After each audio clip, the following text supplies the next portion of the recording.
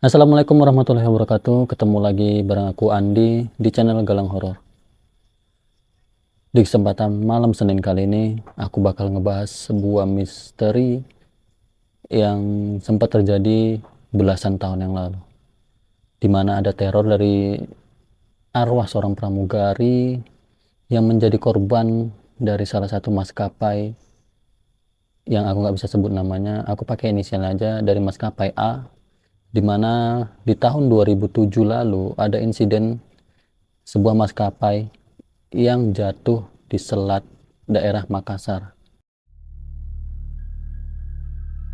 Kisah itu bermula di tahun 2007, di mana kisah ini sempat diceritakan oleh narasumber yang bernama Kak Ana di salah satu grup thread Twitter yang sempat aku baca juga. Jadi Kak Ana ini salah satu ex pramugari dari maskapai A ini.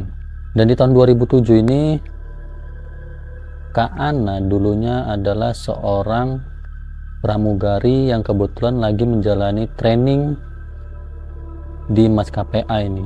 Jadi Kak Ana dan teman-temannya dan adik juniornya itu mereka lagi ngadain training sebelum mereka benar-benar ikut di penerbangan yang sebenarnya di maskapai A ini, guys.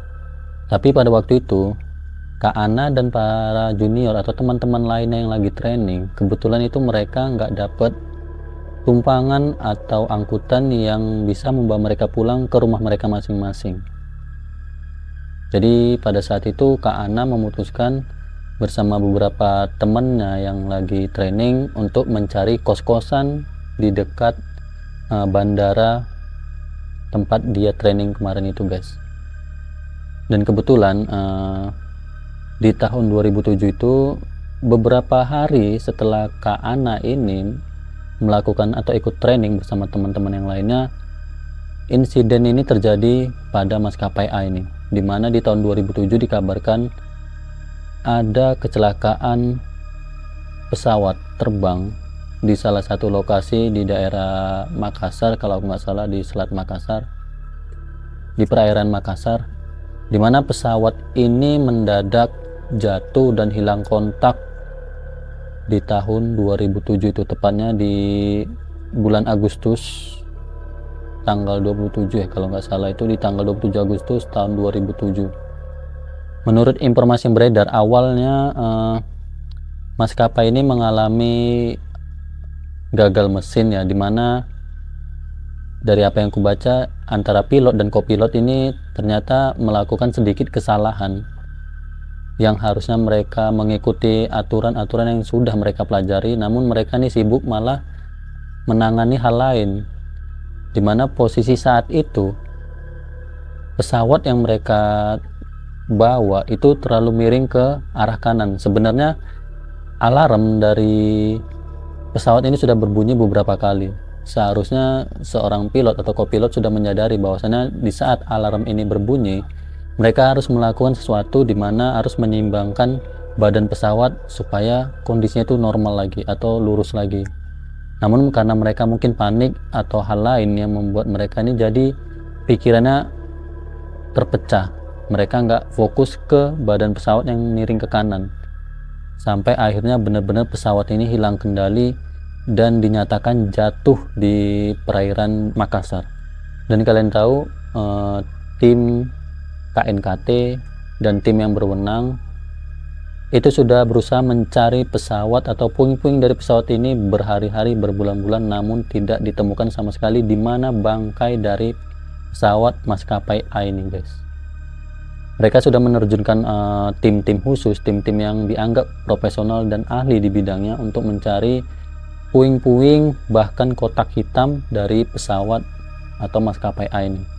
Namun hal itu nihil, sama sekali nggak ditemukan, hingga akhirnya kotak hitam dari bangkai pesawat maskapai ini ditemukan di tahun 2008, sama di bulan Agustus juga, hanya berbeda tahunnya, tapi bulan itu bisanya sama, di bulan Agustus tahun 2008, tanggalnya juga di tanggal 28 Agustus.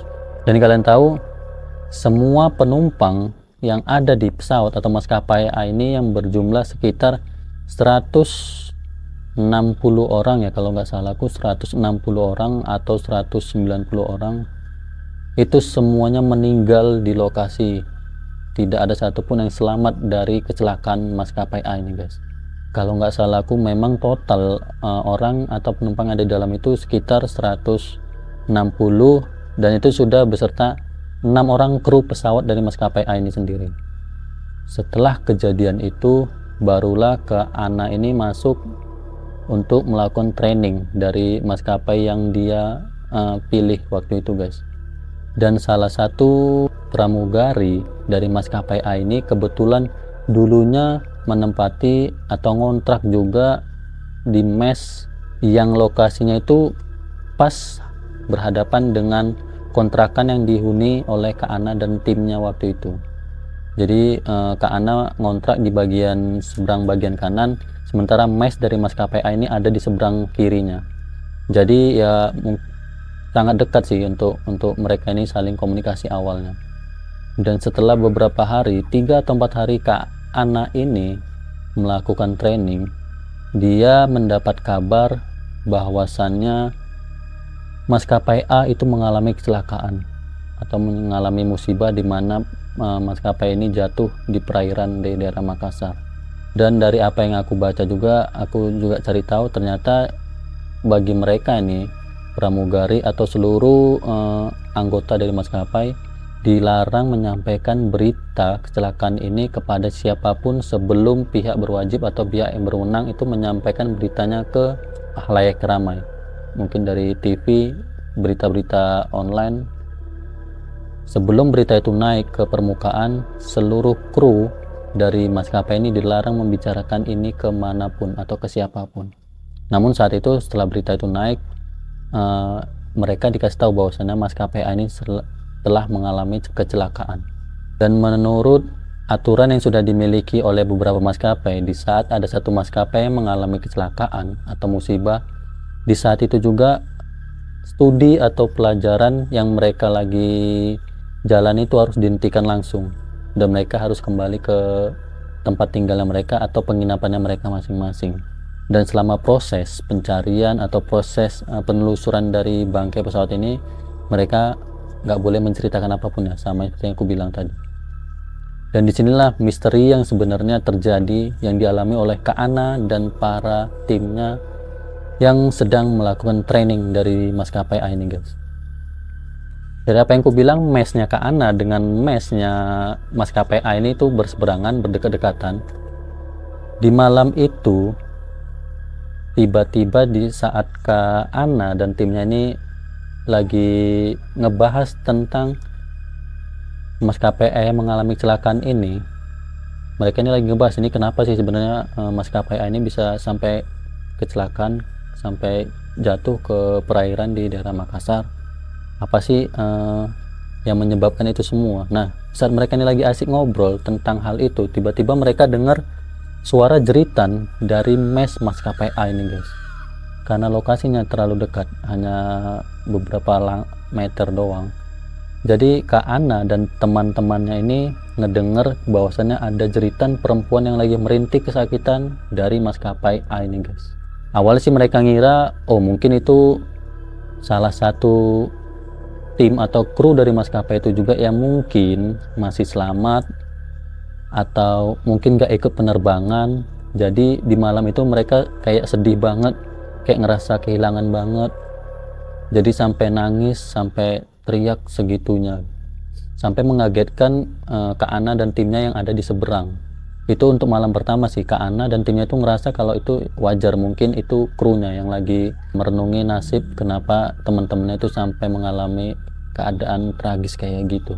Namun ternyata di malam kedua kejadian itu terulang lagi guys. Tapi di malam kedua ini rintihan atau jeritan yang didengar oleh Kak Ana dan teman-teman ini lebih miris lagi, kayak suaranya itu merintih kesakitan itu kayak bener-bener crash banget, pokoknya crash parah, beda sama malam pertama kemarin. Nah di sini Kak Ana dan timnya ini mulai curiga, sebenarnya ada apa sih di mes maskapai A ini, kenapa sampai 2 malam atau 3 malam ada suara jeritan perempuan yang merintih kesakitan dari mes ini gitu. Jadi Kak Ana ini sama teman-temannya memutuskan buat ngecek keluar sebentar gitu kan. Jaraknya kan terlalu dekat, jadi mereka bisa lihat nih ke kondisi dari mes yang dimiliki dari maskapai A ini guys.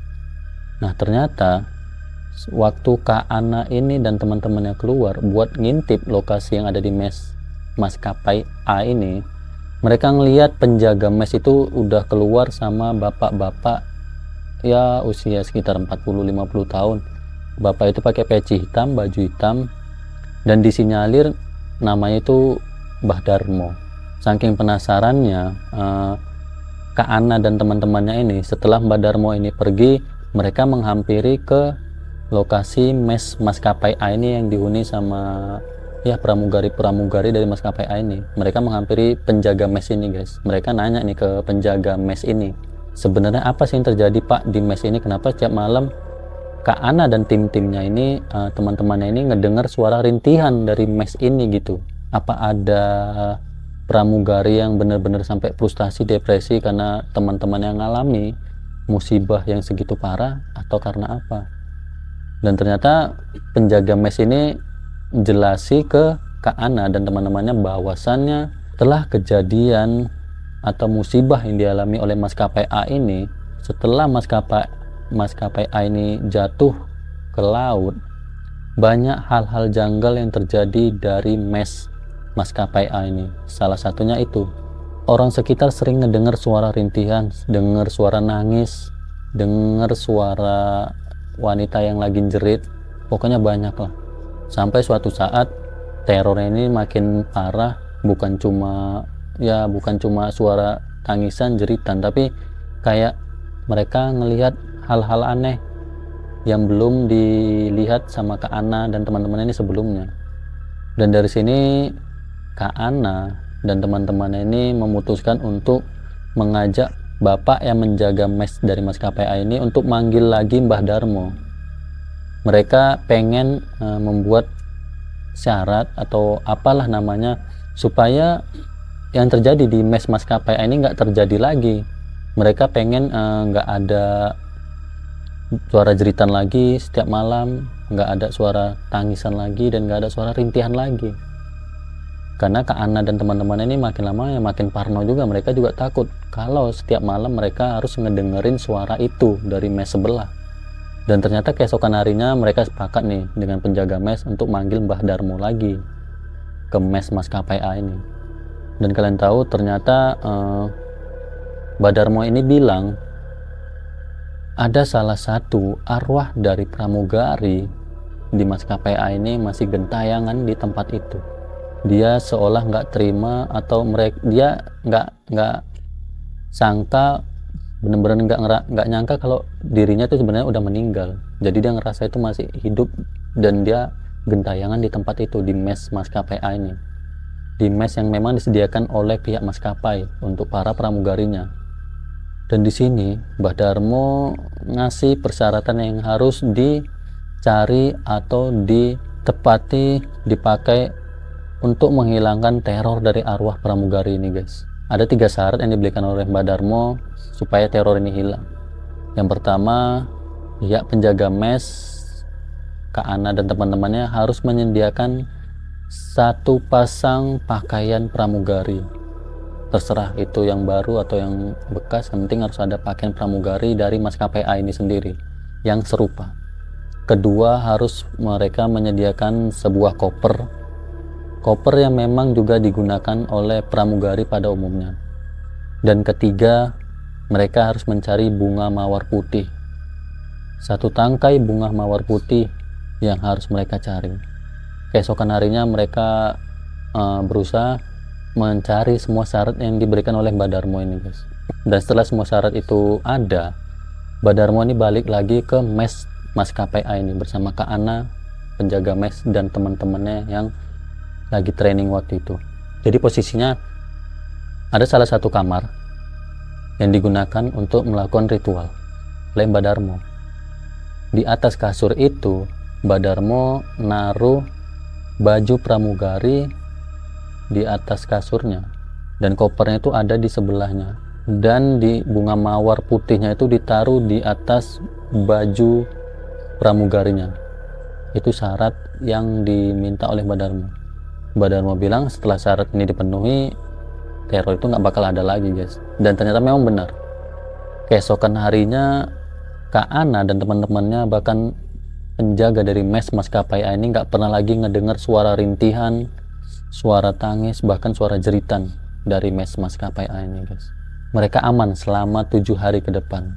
Tapi ternyata di hari ke-8 teror ini ada lagi guys, malah lebih parah lagi.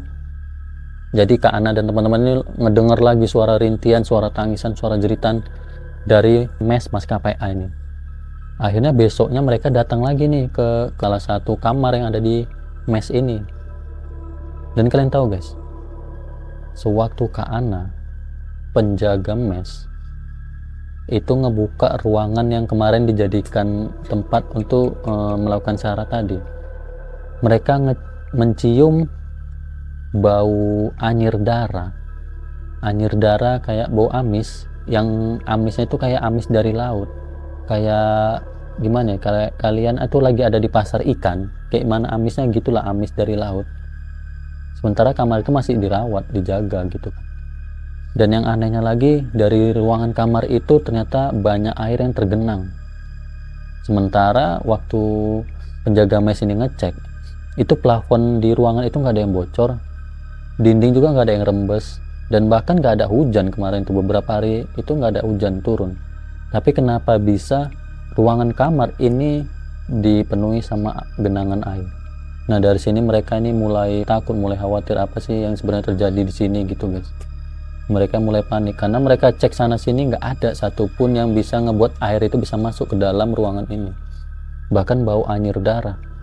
Dan di keesokan harinya ini, untuk malam ini mereka biarkan karena mereka nggak tahu nih harus apa.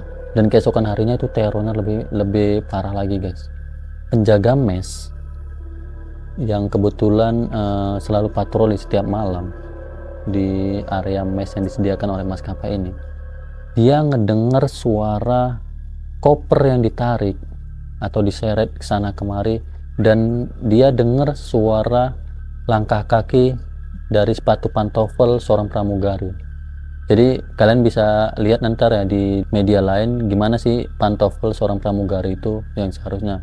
Jadi suara pantofel itu lagi berjalan tak tak tak tak tak sambil nyeret koper. Kebayang nggak gimana takutnya penjaga mes pada waktu itu. Dan pada saat itu ternyata apa yang dibilang Mbah Darmo supaya arwah ini nggak gentayangan ternyata salah. Ternyata semua yang ada di situ itu dijadikan alat untuk si arwah ini semakin meneror orang-orang yang ada di sekitarnya.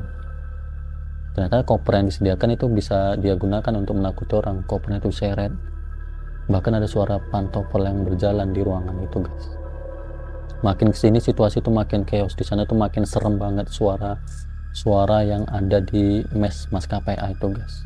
Sampai akhirnya Kak Ana ngalami hal yang benar-benar buat dia shock.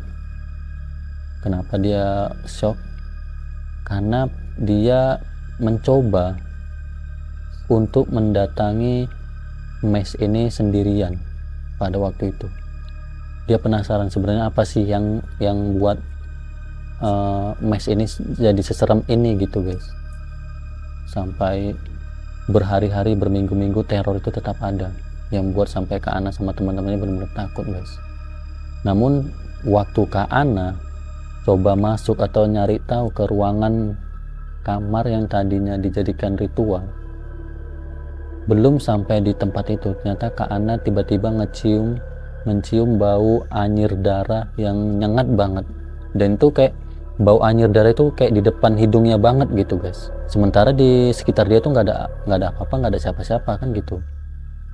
Dan kalian tahu, sewaktu Kak Ana ini pengen mengurungkan niatnya untuk mendatangi ruangan kamar yang dijadikan ritual tadi oleh Mbak Darmo, di saat Kak Ana ini berbalik badan, kalian tahu, tiba-tiba ada sosok perempuan yang mukanya itu hancur, badannya pucat, tangannya pucat, bahkan mukanya udah pucat. Kalian tahu kayak orang yang meninggal atau meninggal tenggelam berhari-hari atau berminggu-minggu. Kalian bisa bayangin pucatnya itu gimana. Sosok ini yang tiba-tiba ada di depan wajahnya Kak Ana. Kalian bisa bayangin di waktu Kak Ana ini balik badan, tiba-tiba sosok itu ada di depan wajahnya. Sosok yang tangannya pucat, wajahnya pucat, dan itu seluruh tubuhnya itu masih basah semua. Bahkan baju yang digunakan sama sosok ini tuh basah semua. Menurut penuturan dari Kak Ana, ternyata sosok ini sosok dari pramugari yang ternyata ikut di penerbangan maskapai kemarin dan menjadi korban meninggal di maskapai itu. Dan sewaktu dia nongol di depannya Kak Ana, ternyata sosok perempuan ini berdiri di depan Kak Ana dengan memegang satu tangkai mawar putih, yang dimana ternyata mawar putih itu sama dengan mawar putih yang ada di atas kasur ruangan maskapai tadi, guys. Sontak hal itu membuat Kak Ana pingsan.